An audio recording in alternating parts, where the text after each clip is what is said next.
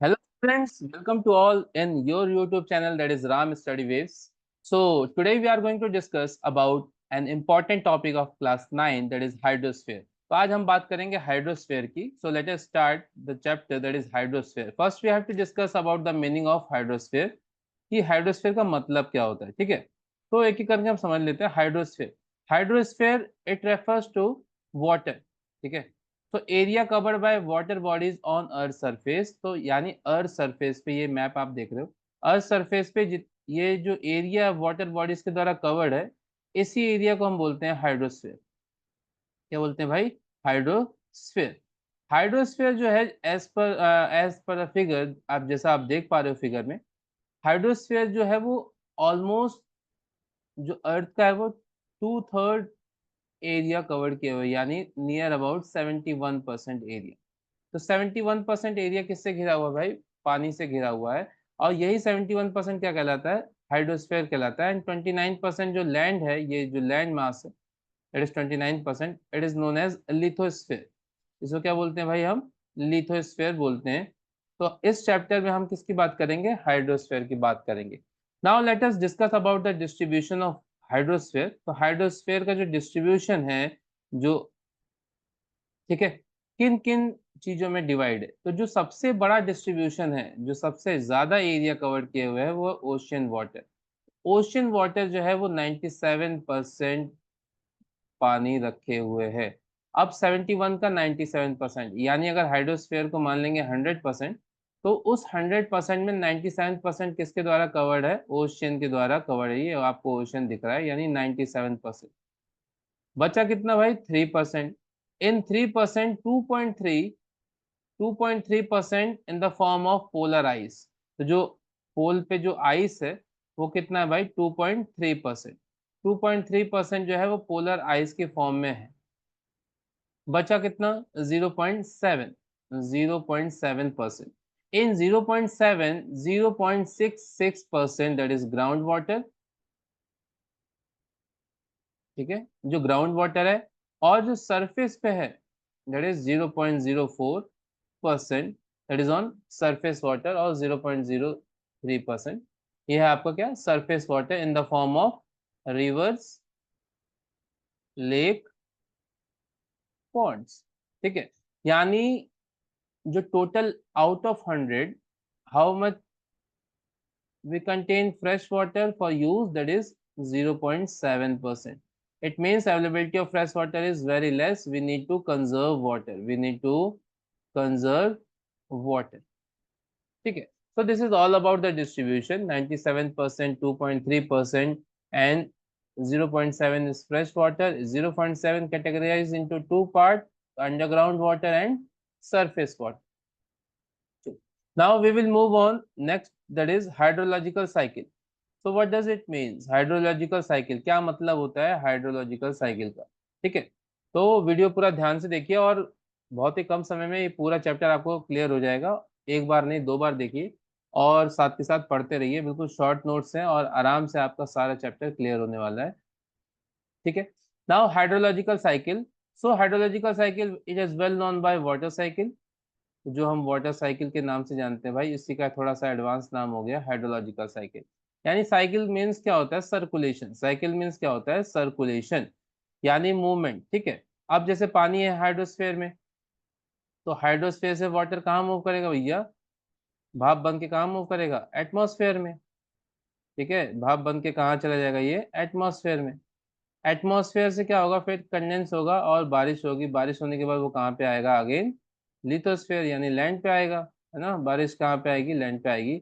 और फिर वो किस में मिल जाएगा भाई? हाइड्रोस्फेयर में. तो ये जो सर्कल है, ये जो सर्कुलेशन है, इसी को क्या बोलते हैं हम? Hydrological cycle. Mean circulation of water among atmosphere, hydrosphere and lithosphere. Clear? अब ये जो ओशियन है, ओशियन है, तो ओशियन है कितने? टोटल ओशन कितने हैं भाई? तो टोटल ओशंस है 5. कितने हैं? 5. हाँ, 7 नहीं है. ऐसा समझने की भूल मत करना कि जो गाना है सात समंदर पार में तेरे पीछे पीछे आ गई, तो ऐसा कुछ नहीं होता भाई. 7 नहीं है. टोटल कितने हैं? 5 ओशन है. That is Pacific, Pacific, Atlantic, Atlantic, then Indian Ocean, Antarctic, and Arctic. So these are the 5 oceans that cover 97%, and these are the interconnected. Interconnected, ये क्या है, एक दूसरे से जुड़ी हुई है, एक दूसरे से कनेक्टेड है। ठीक है, तो जो हाइड्रोस्फीयर का जो सबसे बड़ा बॉडी है भाई वह है ओशियन, और ओशियन कितने हैं, 5, और ये पांचों ओशियन एक दूसरे से हैं इंटरकनेक्टेड, और ये जो Pacific, Atlantic, Indian and Antarctic, Arctic, ये एक सीक्वेंस में है, you have to learn the sequence also. ठीक है, अब because of interconnection there is a movement of water. Interconnection होने की वजह से इसमें क्या होता है भाई, वाटर में मूवमेंट होती है, और मूवमेंट केवल इंटरकनेक्शन की वजह से नहीं होती, बहुत सारे फैक्टर्स हैं इसमें, जिसमें आपके विंड्स हो गए फैक्टर, अर्थ की रोटेशन हो गई फैक्टर, है ना, earth rotation, gravitation force, gravitational force of moon and sun. ठीक है, position of position of earth, moon and sun. तो ये जो है वो फैक्टर्स हैं मूवमेंट के। अब ओशियन का जो वाटर है वो मूव करता है कितने तरीके से मूव करता है, तो वो हम देख लेते हैं भाई। तो ओशियन का वाटर की जो मूवमेंट होती है वो 3 तरीकों से होती है, in the form of waves, in the form of tides, in the form of ocean current. So ये होती है 3 तरीके से movement, in the form of waves, tides and ocean current. Let us discuss one by one. Hope आपको ये चीज़ समझ में आ रही होगी, और अगर वीडियो समझ में आ रहा है तो प्लीज़ अपने दोस्तों के साथ भी शेयर करें, और लाइक और सब्सक्राइब ज़रूर कर दें। और ये सारे नोट्स और क्वेश्चन आंसर मैं डिस्क्रिप्शन बॉक्स में पीडीएफ का लिंक लगा दूंगा। ठीक है, आराम से आप वहां से डाउनलोड करके सारे क्वेश्चन का आंसर ले सकते हैं। Now let us discuss one by one about waves. Waves क्या हैं, तो वेव्स क्या है, oscillatory movement of water. Oscillatory movement जो है वाटर की क्या कहलाती है भाई, वेव्स कहलाती हैं। That is alternative rise and fall. तो राइज और फॉल जो है, ठीक है, that is the oscillatory movement, और यही कहलाती है सी सरफेस पे ऑसिलेटरी मूवमेंट कहलाती है वेव्स, है ना। And it is mainly produce by the wind on the surface of ocean, यानी हवाओं की वजह से ओशन के सरफेस पे जो राइज और फॉल देखने को मिलता है, ये क्या कहलाता है भाई, वेव्स कहलाता है। अब ये राइज और फॉल्स अगर मूव करने लगे टुवर्ड द कोस्ट, ठीक है, यानी कोस्ट की तरफ मूव करने लगे, किनारों की तरफ मूव करने लगे, तो वो क्या बन जाता है भाई, टाइड्स बन जाता है। क्या बन जाता है, टाइड्स, यानी rise and fall of sea water due to gravitational force of sun and moon. ठीक है, तो जिसमें इंपॉर्टेंट फैक्टर्स जो काम कर रहा है वो सन और मून का ग्रेविटेशन फोर्स कर रहा है, और इसकी वजह से जो मूवमेंट होती है वो कहलाती है टाइड्स। ठीक है, and the rise of sea water and its movement towards coast is called tide, यानी कोस्ट की तरफ अगर जो मूव कर रही है ऑसिलेटरी मूवमेंट ऑफ वाटर, उससे हम क्या बोलेंगे, टाइड्स बोलेंगे। ठीक है, तो वेव्स और टाइड्स लगभग लगभग दोनों क्या है, भाई हैं। चलिए अब बात कर लेते हैं कि भाई जो उसकी ग्रेविटेशन फोर्स है सन और मून की, ठीक है, और भी दूसरे फैक्टर्स हैं जो कि इसमें इफेक्ट डालते हैं टाइड्स के फॉर्मेशन में, उसकी वजह से टाइड्स होती कितने टाइप्स की हैं। तो टाइड्स की जो टाइप्स होती है वो 2 टाइप्स की होती है generally, that is spring tides and neap tides. Spring tides means high tide, यानी जो टाइड है वो बड़ी बड़ी होंगी, और नीप टाइड मीन्स लो टाइड। अब जाहिर सी बात है कि अगर टाइड हाई है और लो है तो बिना किसी कारण के तो होंगे नहीं, इसके पीछे कुछ ना कुछ फैक्टर्स जरूर काम कर रहे होंगे जिससे कि ये टाइड्स बड़ी हो रही हैं या छोटी हो रही हैं। ठीक है, now let us discuss about the factors that affect high tide and low tide. ठीक है, तो हाई टाइड और low tide and the difference between high Tide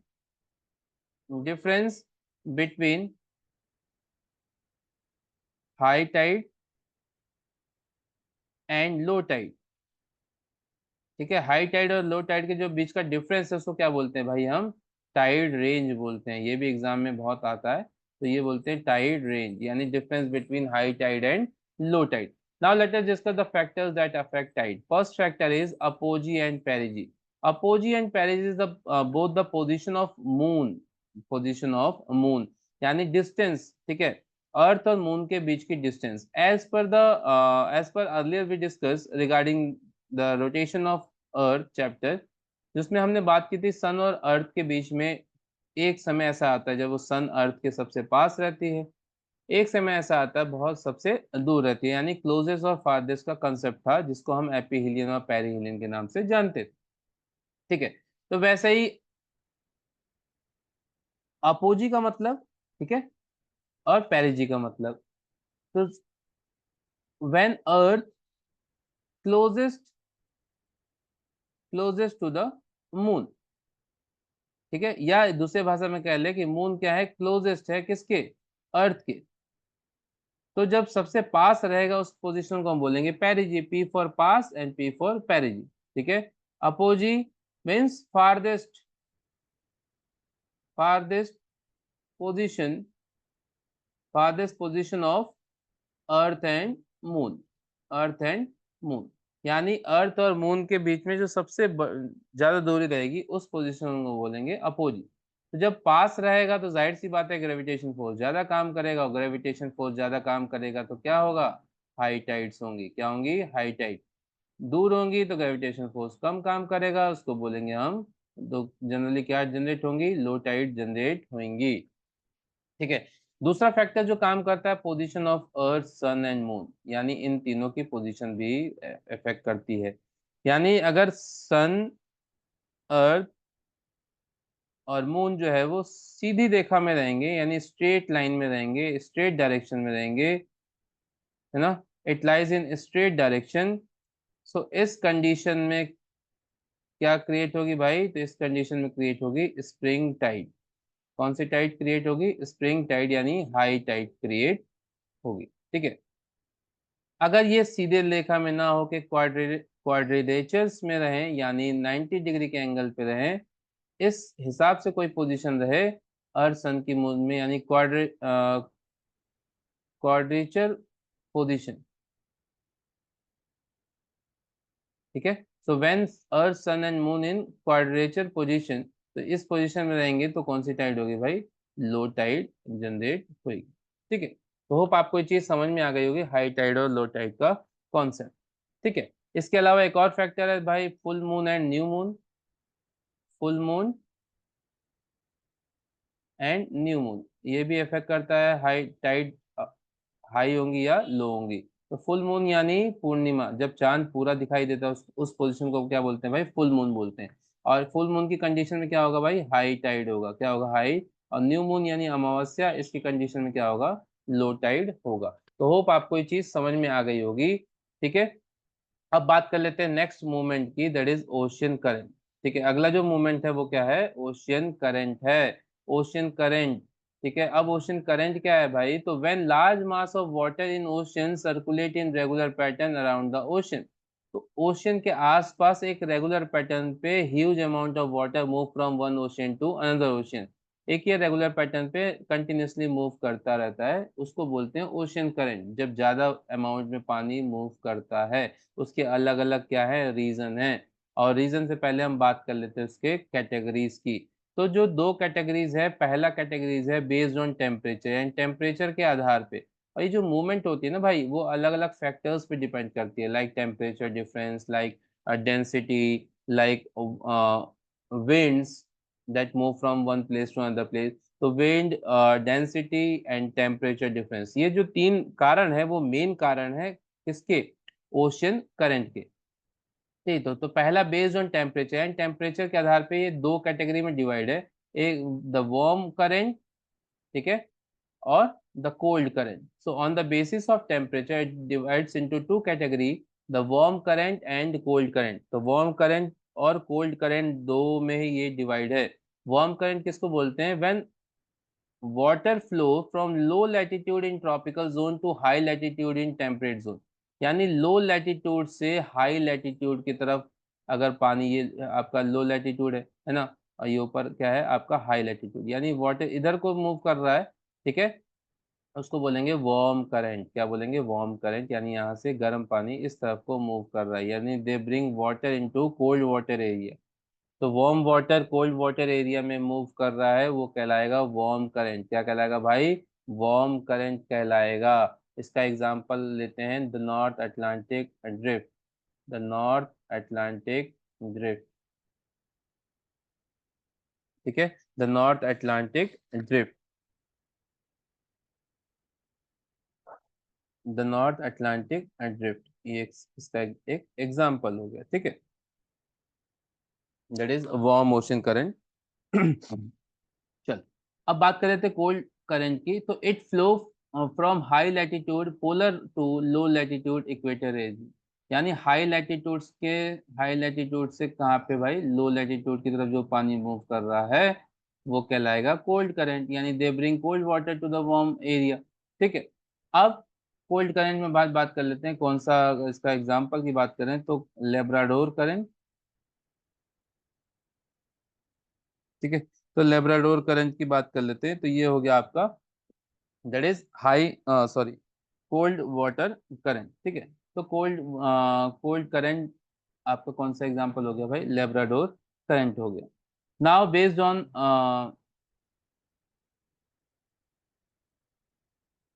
on their depth, ठीक है, तो डेप्थ के आधार पे यानी गहराई के आधार पे जो ओशन करंट होते हैं वो दो तरह के होते हैं, surface current and deep water current, ठीक है।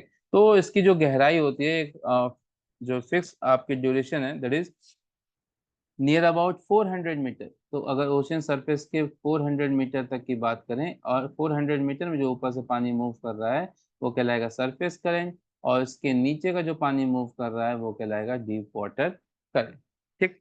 तो डीप वाटर करंट मैक्सिमम होता है, दैट इज 90%, और surface water current only 10%। Clear.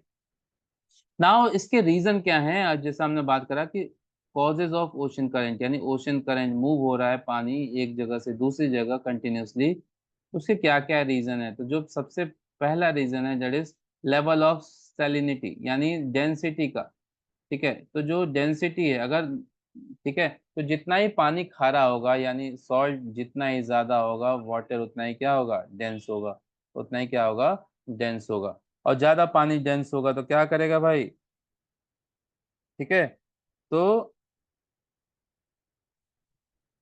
जहाँ कम डेंसिटी होगी वहां से पानी क्या करने लगेगा, ठीक है, तो डेंस वाला मूव करने लगेगा किधर, तो level of salinity water denser it is, so water with less salinity flow from over the denser saline water. तो लो से कहाँ पे मूव करने लगेगा भाई, डेंस की तरफ मूव करने लगेगा। Now temperature difference, so temperature also the cause of ocean current, temperature also decide what, decide atmospheric pressure, atmospheric pressure, यानी ज्यादा टेम्परेचर है तो प्रेशर क्या हो जाएगा, लो हो जाएगा, एटमॉस्फेरिक प्रेशर क्या हो जाएगा भाई, लो हो जाएगा। और टेम्परेचर कम रहेगा, लो रहेगा टेम्परेचर, लो टेम्परेचर तो एटमॉस्फेरिक प्रेशर हो जाएगा हाई, हाई प्रेशर हो जाएगा। तो body move from high pressure to low pressure. तो temperature is also important factor. Earth rotation is also important factor, our earth rotate from west to east, so ये rotation भी क्या है, एक important factor है। यानी रोटेशन का effect किस पे पड़ता है, ओशन पे पड़ता है। अब आप कहोगे सर रोटेशन का इफेक्ट ओशन पे पड़ता है, लेकिन हमने टेबल पे एक गिलास पानी रख दिया उस पे तो कोई इफेक्ट नहीं पड़ता। तो टेबल पे जो गिलास का पानी रखा है वो बहुत ही स्मॉल है एज कंपेरिजन टू अर्थ, लेकिन ओशन जो है वो बहुत बड़ा है भाई, 71% एरिया कवर किए हुए, तो रोटेशन का जो असर है वो उस पर डेफिनेटली पड़ेगा। And the last is planetary wind. तो प्लेनेटरी विंड्स का भी असर पड़ता है, यानी विंड्स जो अलग अलग तरह की होती हैं, जैसे ट्रेड विंड है ना, परमानेंट विंड जो कहते हैं, फिर मानसून विंड। तो ये जितनी भी विंड्स हैं, ठीक है, तो मानसून विंड, उसके बाद वेस्टर्लीज, ईस्टर्लीज, तो ये जितने भी विंड्स हैं इन सब का असर किस पे पड़ता है भाई, ओशन करंट पे पड़ता है। तो होप आपको ये चैप्टर बिल्कुल समझ में आ गया होगा, और चैप्टर समझ में आ गया, और इसके सारे क्वेश्चन आंसर मैंने डिस्क्रिप्शन बॉक्स में पीडीएफ का लिंक लगा दूंगा, और आप वहां से डाउनलोड कर सकते हैं। और चैनल को लाइक, सब्सक्राइब और अपने दोस्तों के साथ शेयर करना ना भूलें। Thank you and have a nice day.